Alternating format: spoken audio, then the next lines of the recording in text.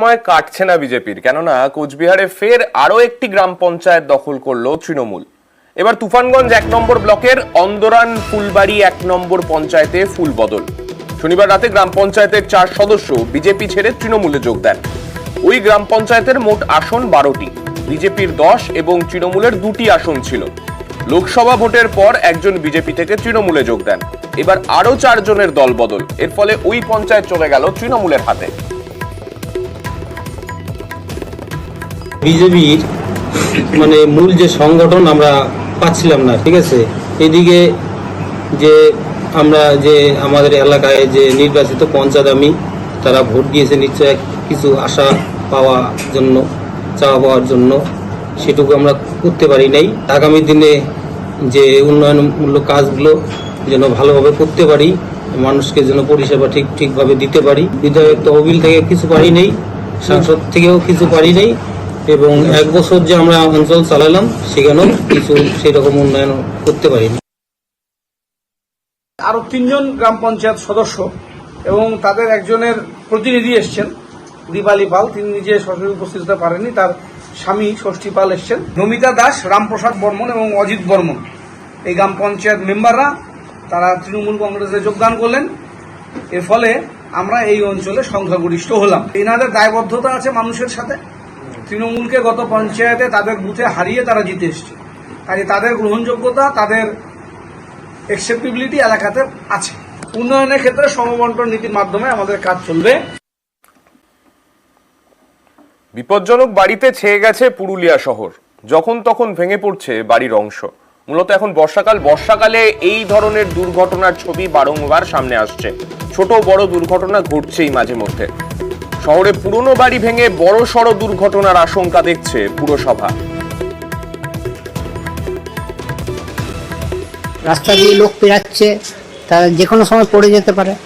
আতঙ্কে আছে, লোক বাচ্চা ছেলে নিয়ে যাচ্ছে রাস্তায়, যে কোনো সময় দুর্ঘটনা ঘটতে পারে।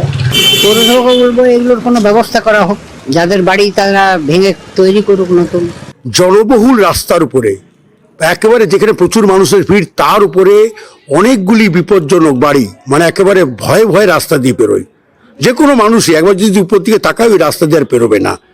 আমি শুনেছি পৌর প্রধানের গোচরে গেছে, কিন্তু আমি অনুরোধ করব ব্যক্তিগতভাবে পৌর প্রধান এবং জেলা প্রশাসনকে যে খুব তাড়াতাড়ি এটা স্টেপ নিতে।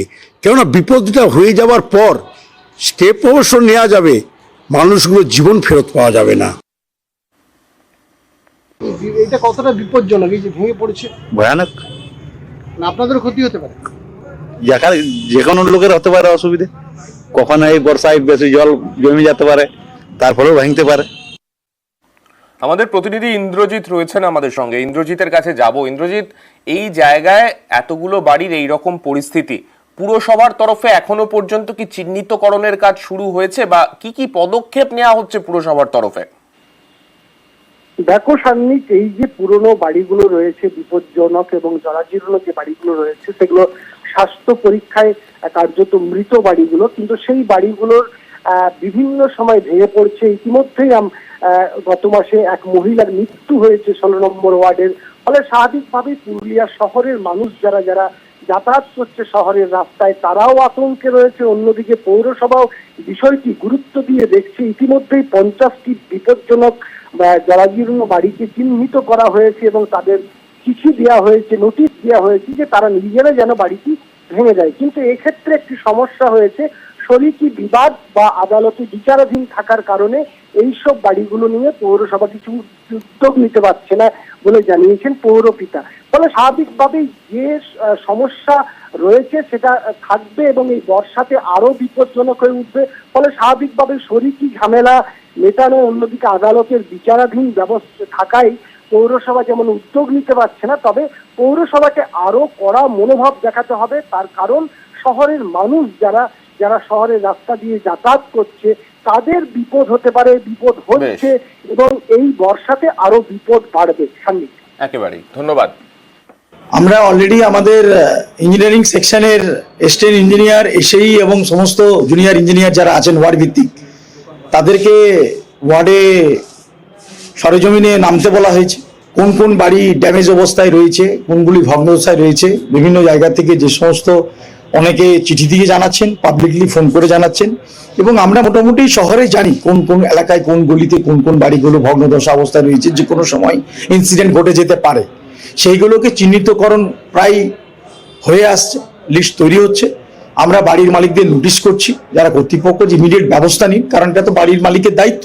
ওই বাড়িগুলোকে আমরা ঘোষণা করব, ইনসিডেন্ট যাতে না ঘটে তা ডিমোলাইজড করব। টানা ভারী বৃষ্টিতে বিপর্যস্ত পাহাড়, একাধিক জায়গায় ধস নামায় এখনো বন্ধ 10 নম্বর জাতীয় সড়ক। আর এদিকে আজও কালিম্পং এবং দার্জিলিং এর সংযোগকারী তিস্তা বাজার পেশক জোড়বাংলোর রুট বন্ধ। আমাদের সঙ্গে আমাদের প্রতিনিধি পার্থ রয়েছেন, পার্থর থেকে আরো জানতে চাইবো। পার্থ, কি পরিস্থিতি বর্তমানে? কেননা একটানা যেরকম ভাবে ভারী বৃষ্টি একদিকে সিকিমের পাহাড়ে চলছিল, তার পাশাপাশি তিস্তার জলস্ফীতির ছবি আমরা কদিন ধরে দেখছি। গুরুত্বপূর্ণ রাস্তাগুলো বন্ধ হয়ে রয়েছে, কতটা কাজ এগোনো সম্ভব হলো? তোমাকে প্রথমে রেখে অনেকটাই কিন্তু স্বস্তিদায়ক রয়েছে গোটা পাহাড়, কেননা গতকাল বিকেলের পর থেকে কিন্তু আর বৃষ্টি হয়নি। স্বাভাবিকভাবেই যে অনেকটাই স্বস্তি এসছে পাহাড়ে। তবে 10 নম্বর জাতীয় সড়ক, যেটা বাংলা সিকিম লাইফ লাইন, সেটা বন্ধই থাকছে।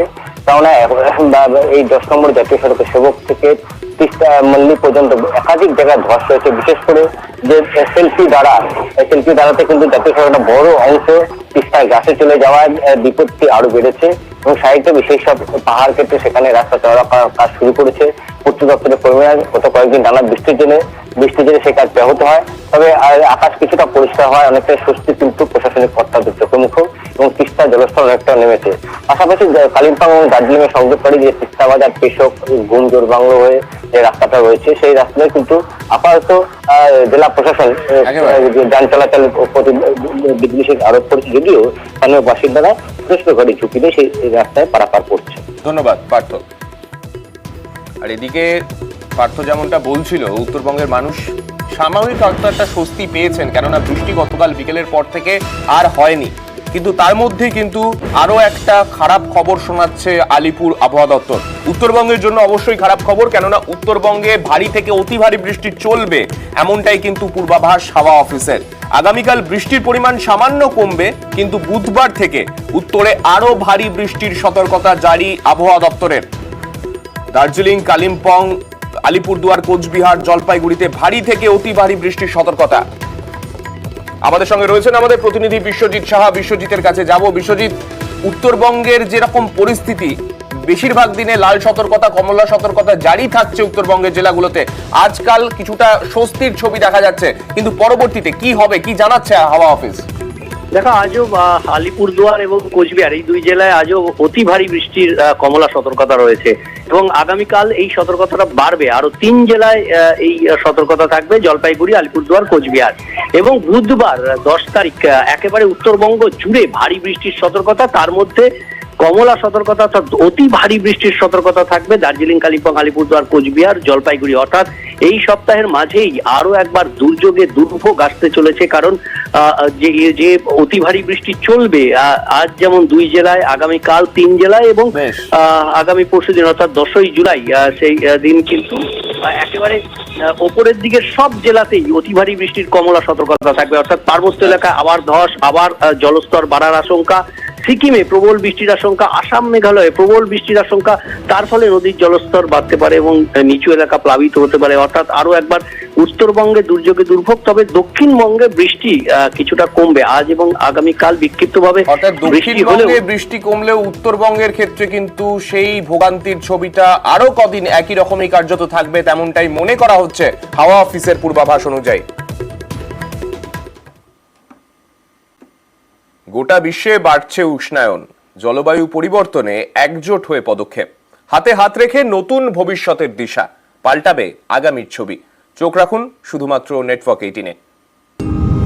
বিশ্বে বাড়ছে উষ্ণায়ন, প্রকৃতির রক্ষাকর্তারা যাচ্ছে, লক্ষ কোটি হাত আনবে বদল, পাল্টাবে ভবিষ্যৎ, সবুজ হবে এই পৃথিবী।